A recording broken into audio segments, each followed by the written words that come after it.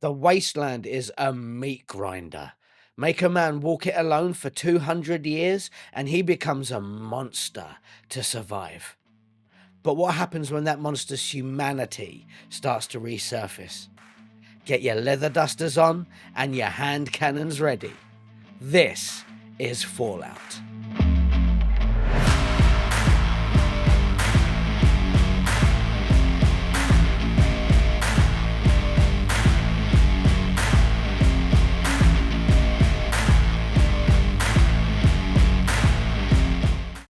Okay, the Ghoul, Cooper Howard, this stylish piece of class and charisma. Legends, people are passionate about him. Forums get feral when it comes to the Ghoul. I mean, he's popular, and you can see why. Walton Goggins has made this radioactive outlaw slicker than the Sundance Kid. I like him. He's broken, but he's got purpose.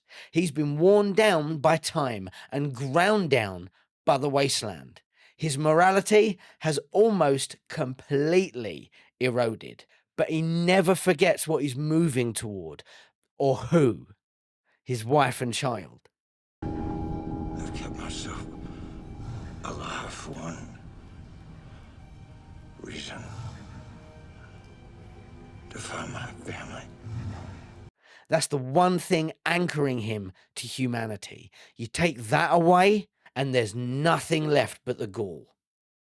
The harsh reality is he genuinely believes kindness gets you killed. Hesitation too. I think it's coming from inside. Empathy's like mud. You lose your boots in that stuff. Well, I'm not just gonna let someone die while I listen to him scream. Folks been screaming for 200 fucking years. There are flickers, though, throughout the season, little sparks of hope trying to reignite. Lucy calls him out constantly, for example, for being a selfish piece of shit, and she throws him under the bus more than once. And yet he keeps gravitating back to her, which tells you something. He cares. He's a complex character. I really like the Ghoul. The wasteland turned him into a monster, literally. And he survived this long because he will do anything to reach his family and keep them safe. There's something primal in that, something tragic, and yeah, something kind of beautiful. Make no mistake, he's ruthless. He literally uses a woman as a human shield in episode 2.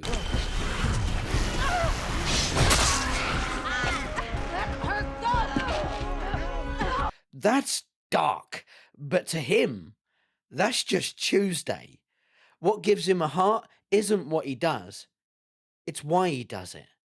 Everything comes back to love, to the hope of holding his wife and daughter in his arms again. And honestly, I can get behind that. And it seems like most of the internet can too. They will fight you for it. The real tragedy for him this season comes when he's forced to choose between Lucy and his family. And let's be honest, legends, there was never really a choice. He was always going to choose his wife and child. That decision was made the moment it was offered to him.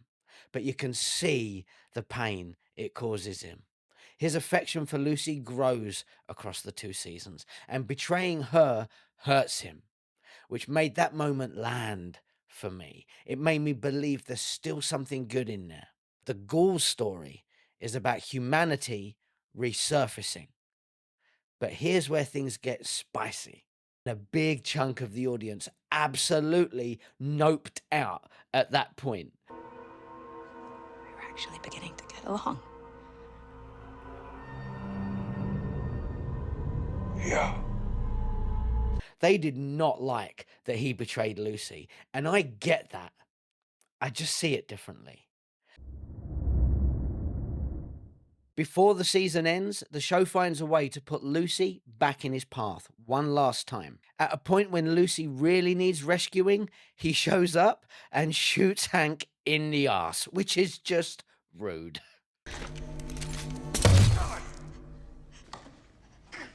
Come on. If it was up to me, It wouldn't be your ass bleeding out all over the floor. But it ain't up to me. Then finally he kicks her a gun, tips his hat, and walks away. The Ghoul isn't redeeming himself yet, he's resurfacing. Cooper Howard is still in there. Season 2 isn't about resolving that conflict, it's just about making it louder. It's the next step for him. If your family is here, I'll be happy for you. But what is your plan? How will you protect them? With the Enclave still out there, there is no safety, as I tried to warn you all those years ago.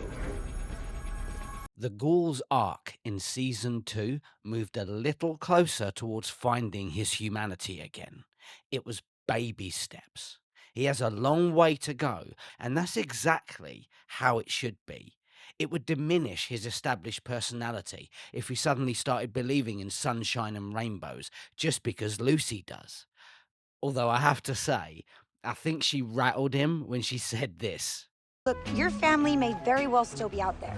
I've seen enough by now to know that nearly anything's possible, but one thing I wouldn't count on is them appreciating the kind of person you've become. I mean, you want them to like you, right?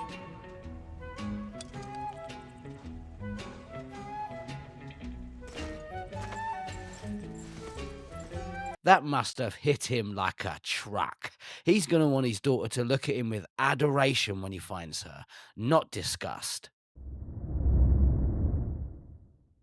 Everyone loves an anti-hero. That's why audiences are so drawn to him. His ability to do what needs to be done, no matter how ruthless it is why he is such a hot topic. This guy has been searching for his family for 200 years, and he won't let anything get in his way of finding them. And if it does, he's just going to go through it. There's something that draws you into a dark character that's doing the worst things for the right reasons. There's a charm to it that audiences love, and that's because it's relatable, even if we aren't supposed to admit it to ourselves. Thanks for walking across the wasteland with me today, legends. Please like the video and subscribe for more Hex Effect. It really helps me grow the channel. I've been Hex. He's been pure class. That's the drugs talking. Truth be told, I like what they're saying. And you've been Legends. See you next time.